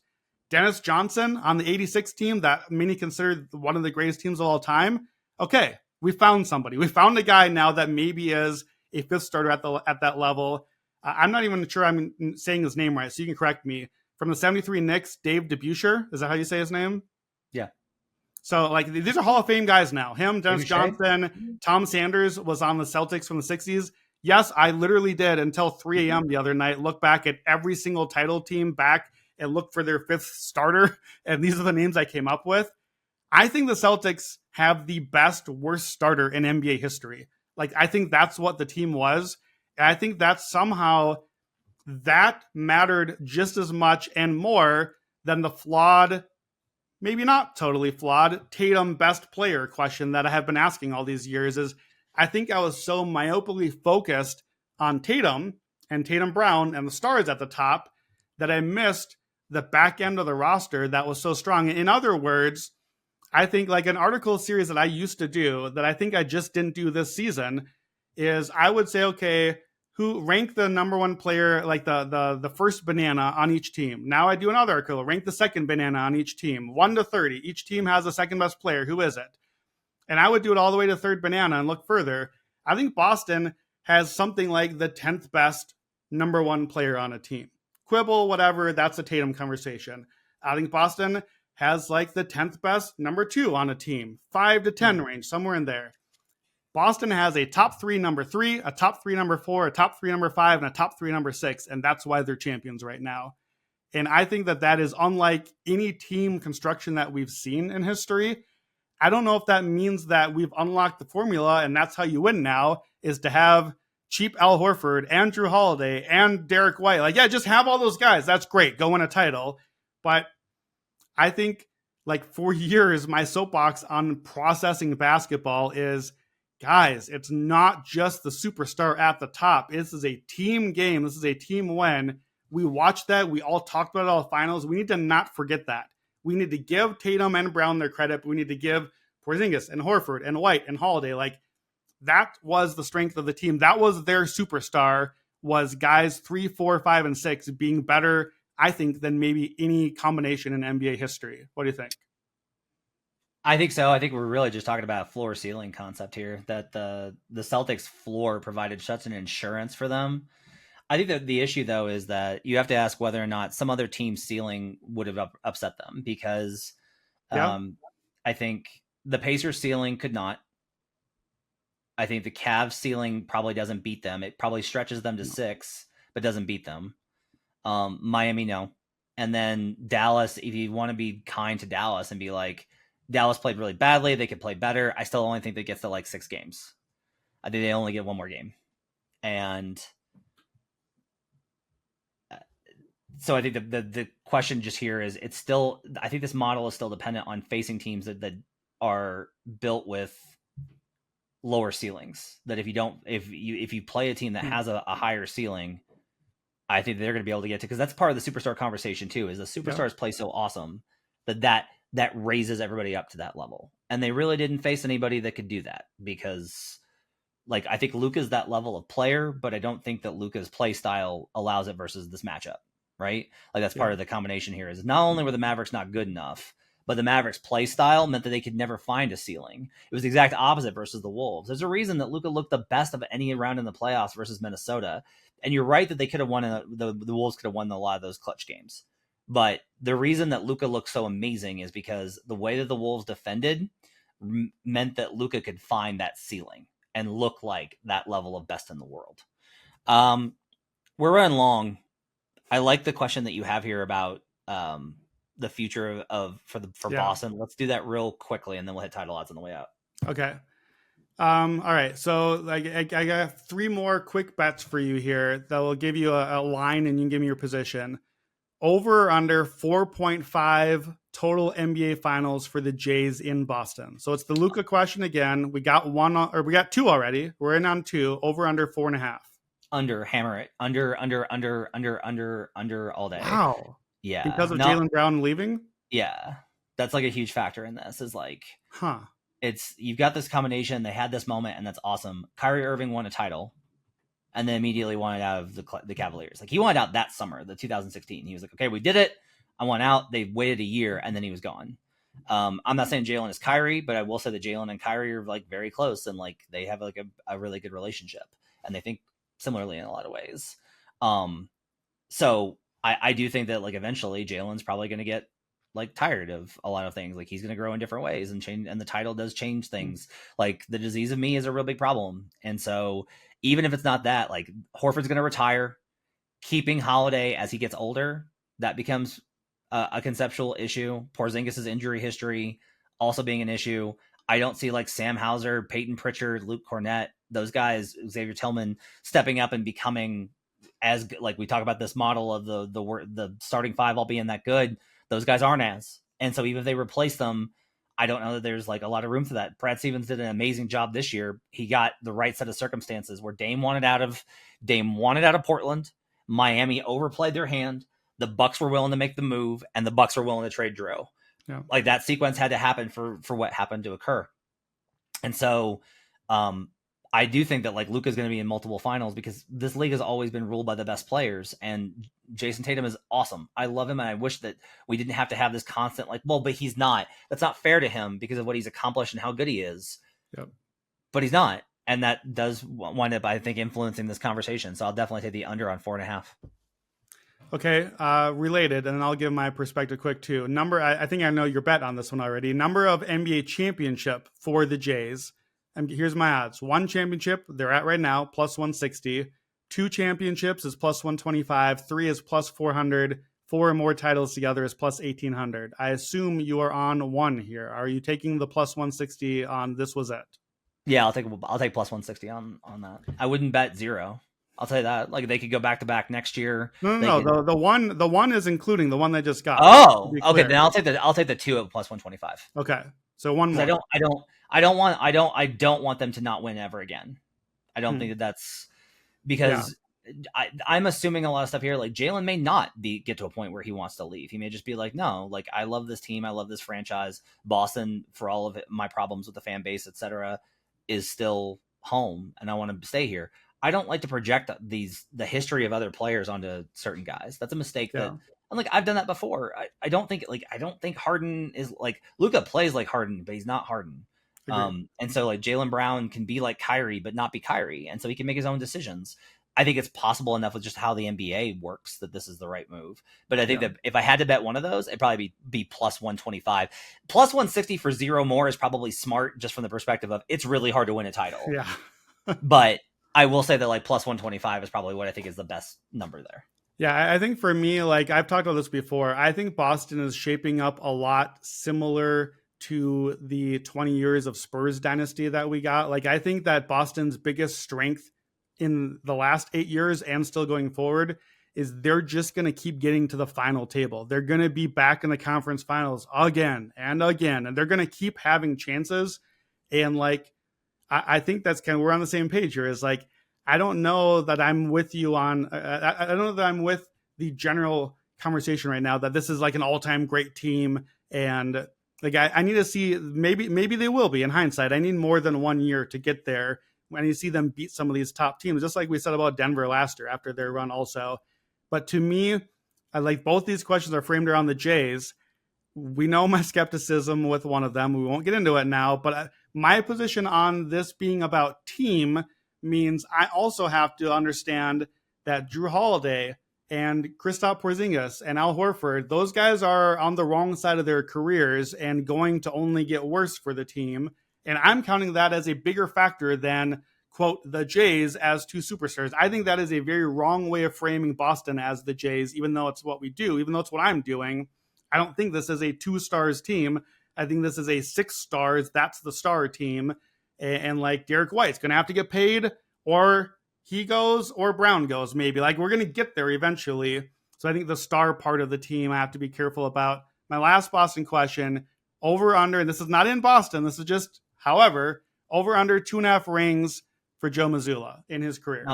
I'll just take the under. It's hard to win titles. It's hard to win titles as coach. It's hard to keep jobs as coaches. It's just how many coaches have won 3 rings. I don't even know like what that number is. That's true. It's not a lot of people. Like what? Spo, Pop, Phil. That's it. Yeah, well, in modern days, Red. That's Red. fair. It's a very strong counter argument. I'm just gonna I don't have a line for this one. Just my over 2.5. I'm taking the over. I am getting out ahead of it. I'm in on Joe Mazzulla.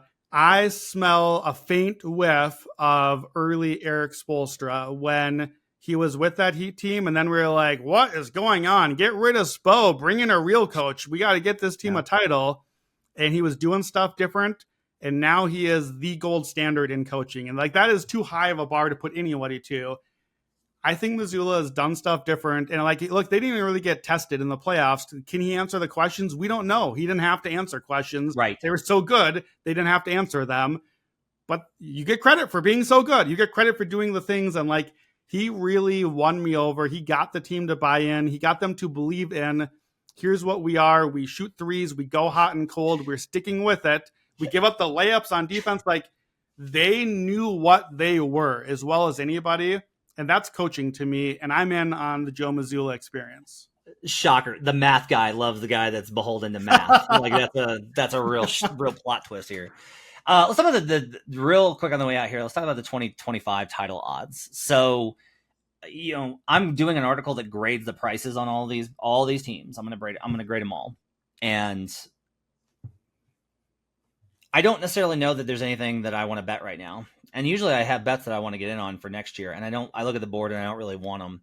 At BetMGM, the king of sports books, you can get the Boston Celtics at a very manageable price in the market of plus 300. The Nuggets are plus 750.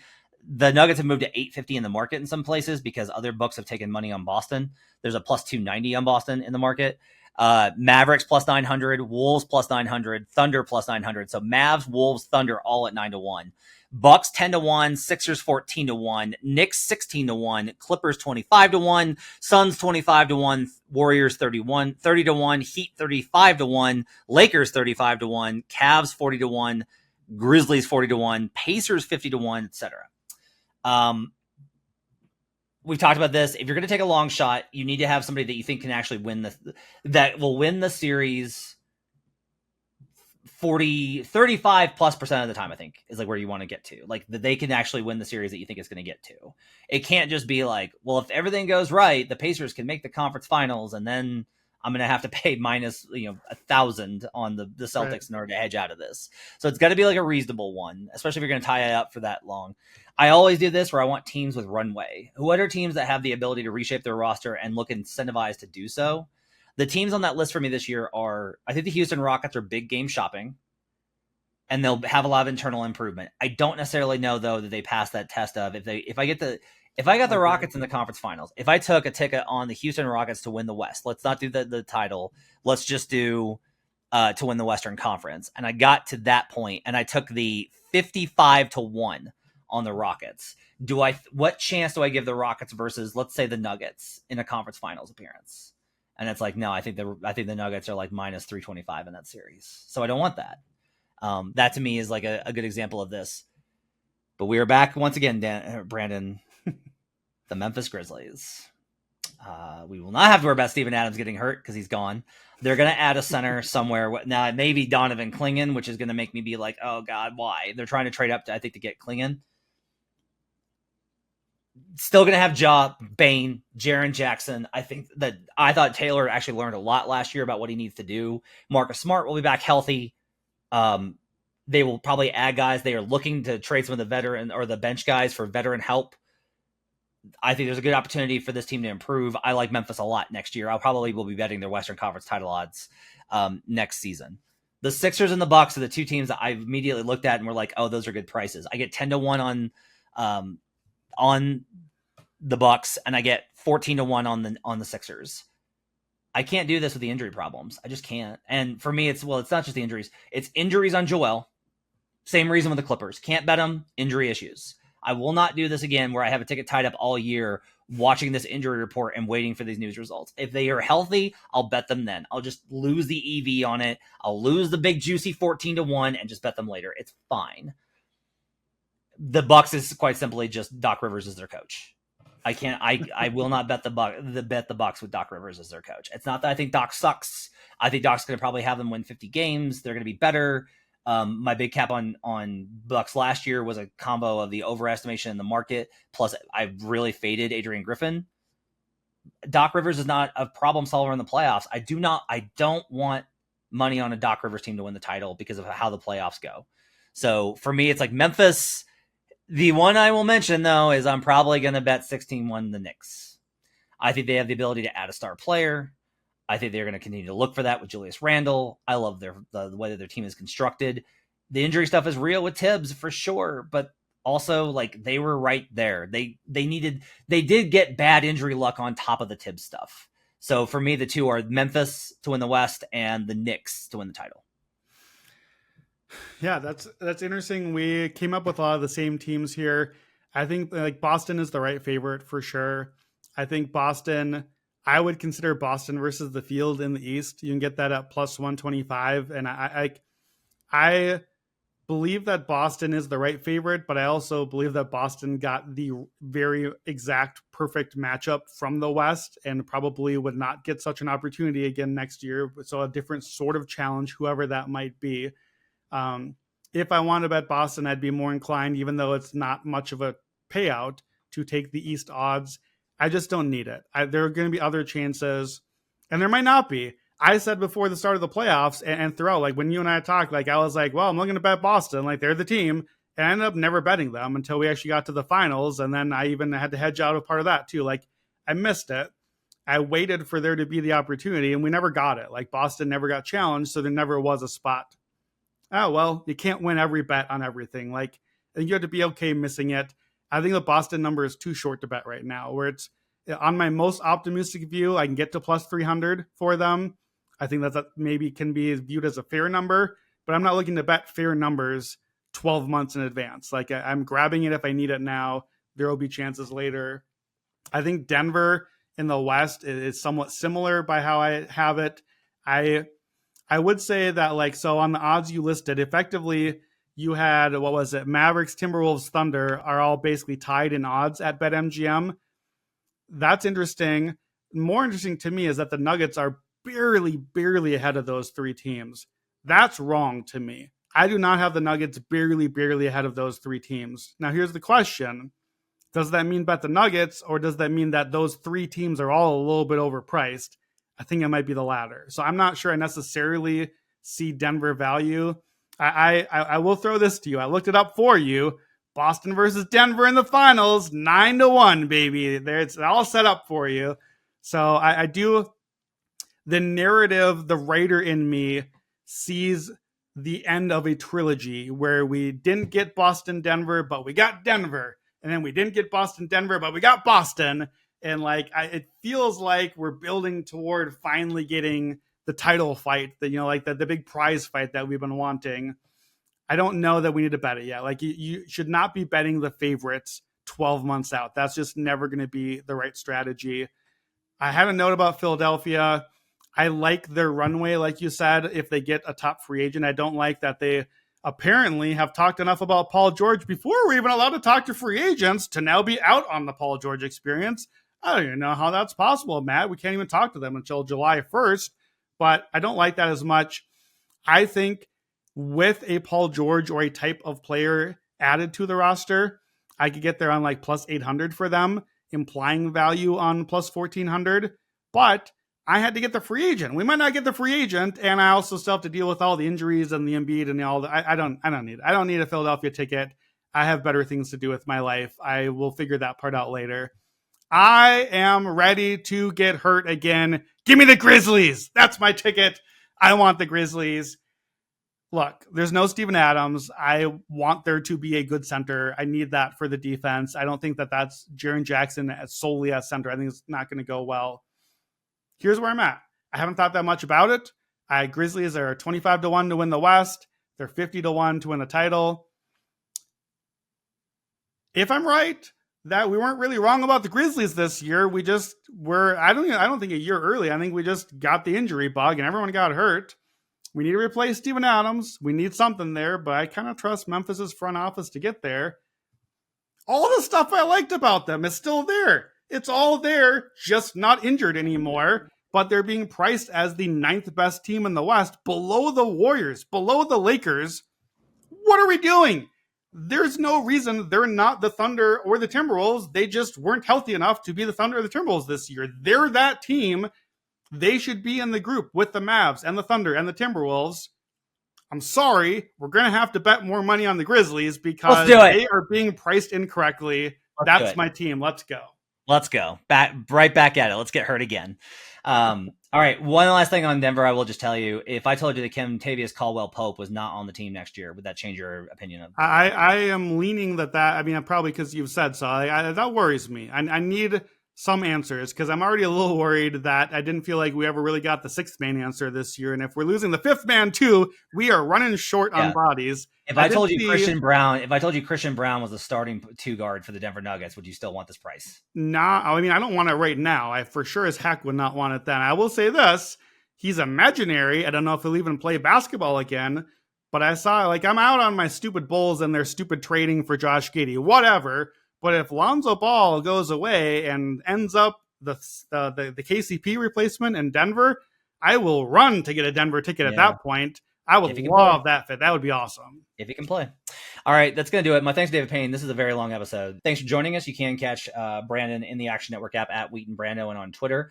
Update Monday, we'll have a draft episode. Tuesday, we'll have a draft episode. And then next Friday, we're going to have Olympic qualifier best bets episode with Brian Fonseca and Joe Delera. Make sure to tune in for that. We will do a Buckets Live after the draft on Wednesday. So you'll have that episode as well. On my birthday. Come celebrate. Come wish Brandon a happy birthday. And then we'll do a free agency pod next week as well. Thanks for joining us. Appreciate you guys being with us. We'll talk to you guys again next time. Till then, let's get buckets.